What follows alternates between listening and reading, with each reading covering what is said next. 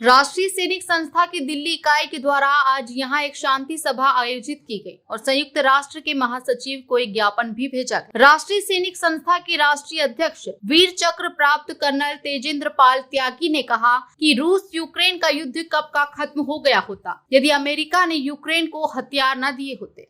तभी हाल में अमेरिका ने अपने रक्षा मंत्री और विदेश मंत्री को यूक्रेन भेजा, इसलिए नहीं कि युद्ध को रुकवाया जाए बल्कि नए हथियार देने का भरोसा देकर यहां सुनिश्चित करने के लिए कि कहीं यूक्रेन के राष्ट्रीय अध्यक्ष सरेंडर ना कर दे। अगर युद्ध खत्म हो गया तो अमेरिका के हथियारों की बिक्री भी कम हो जाएगी। आश्चर्य तब होता है जब संयुक्त राष्ट्र के महासचिव गुटेरस कीव में आते हैं और उनके होटल के पास रूस मिसाइल दाग देता है और संयुक्त राष्ट्र चुप रहता है।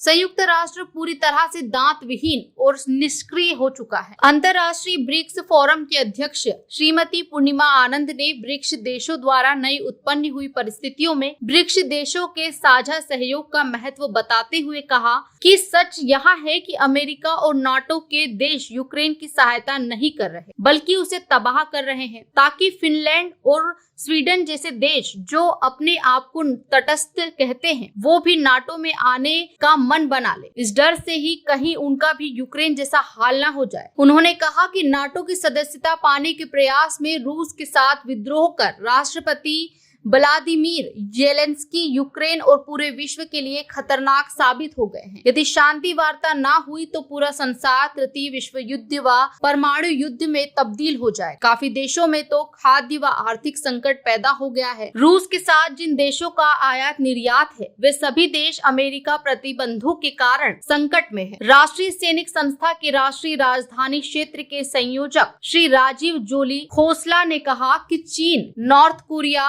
रूस, ईरान जैसे बहुत सारे देश ये मानते हैं कि दुनिया में बड़े बड़े शक्तिशाली नेता हैं, परंतु सम्मानित नहीं है। शक्तिशाली और सम्मानित देश केवल भारत ही है। इसलिए नए विश्व ऑर्डर के नेतृत्व की प्रथम पंक्ति में भारत का होना अनिवार्य है और यही एक उम्मीद की किरण है कि विश्व शांति की, क्योंकि हम वसुदेव कुटुंबकम उस समय से कहते चले आ रहे हैं कि जब बहुत सारे देशों को उंगली पकड़कर चलना भी नहीं आता था। श्री परमजीत सिंह पम्मा, जावेद खान, श्री वेद प्रकाश व श्री कलीराम तोमर ने अपनी अपनी भाषा में कहा कि क्रीमिया के लोगों द्वारा किए गए जनमत संग्रह का समर्थन करने के बदले में रूस को 8 साल का प्रतिबंध भुगतना पड़ा, जो अभी अंतिम पड़ाव पर था। लेकिन डोनबास के LTR और DPR में यूक्रेन द्वारा रूसी भाषी लोगों को नरसंहार से बचाने के लिए रूस ने विशेष सैन्य कार्रवाई की, जिसके बदले में अत्यंत कड़े प्रतिबंध लगाकर रूस को एक तरफा आपराधिक देश घोषित करने की कोशिश की गई, जो ब्रिक्स देशों द्वारा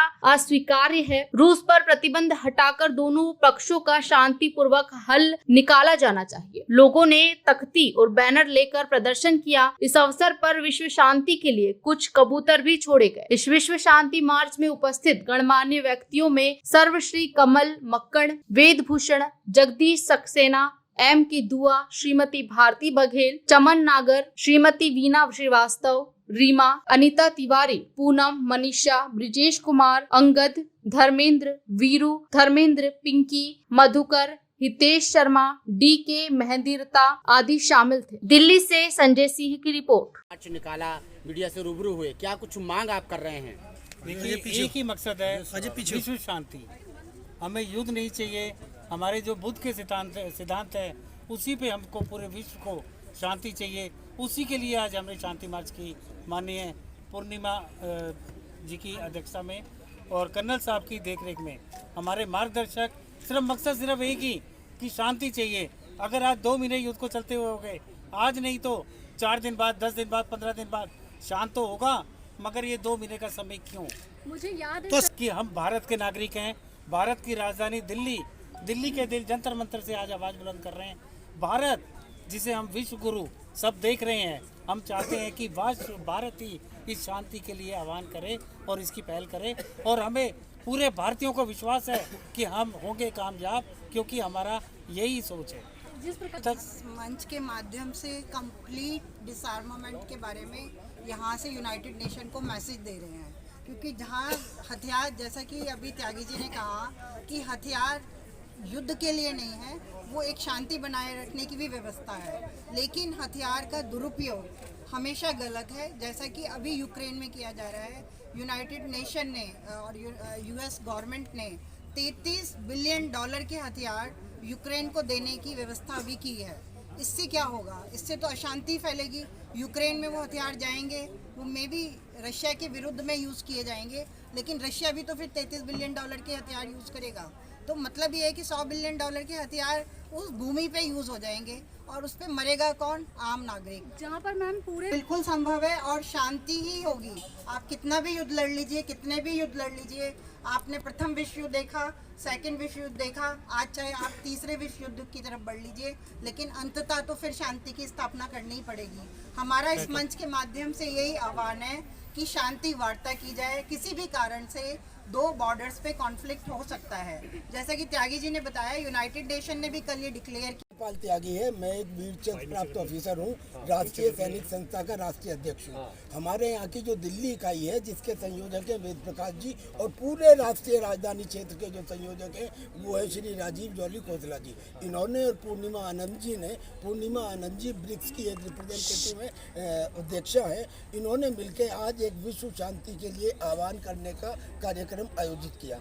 मैं उसमें एक पार्ट हूँ। मैं आज आपको ये कहना चाहता हूँ कि दुनिया में बिडेन होंगे, पुतिन होंगे, किम जोंग होंगे या चाइना के प्रेसिडेंट होंगे, ये सब इफेक्टिव लीडर हैं, ये सब बड़े लीडर हैं, ये सब शक्तिशाली लीडर हैं। लेकिन क्या इनमें से एक भी पूरी दुनिया के लिए सम्मानित लीडर है? अगर सम्मानित की बात आती है, रेस्पेक्टेबिलिटी की बात आती है, क्रेडिबिलिटी की बात आती है, तो वो इफेक्टिव भी है और लीडर भी है, और वो केवल भारत है। और इसका जो प्रमाण है, जो सबके सामने है, वो ये कि अमेरिका ने ये कहा कि हिंदुस्तान रशिया से तेल और गैस ना खरीदे, लेकिन उनके कहने के बावजूद हिंदुस्तान ने वहाँ से तेल और गैस खरीदा। जिसमें हिंदुस्तान का हित हो वो करेगा। उसने अमेरिका से भी अपने संबंध खराब नहीं किए। अगर हम अमेरिका के साथ नहीं जाते हैं तो क्वेड यानी कि Australia, Japan, India and America, ये जो एक क्वेड बनी है चीन को कंटेन करने के लिए, ये कमज़ोर हो जाएगी। और अगर हम रशिया के साथ नहीं जाते हैं तो हमारा military to military cooperation agreement 2030 तक जो रशिया के साथ है, जिसमें हमको टेक्नोलॉजी ट्रांसफ़र होती है, जिससे हम आत्मनिर्भर बन रहे हैं, वो कमज़ोर हो जाएगा। लिहाजा हमने न्यूट्रल स्टैंड रखा। अमेरिका के लाख दबाव के बाद रशिया ने हमसे कहा कि अब ये युद्ध चल रहा है, मैं जो तुम्हें 3% तेल देता था, मैं इससे ज़्यादा दूंगा। कल साहब मांग क्या कर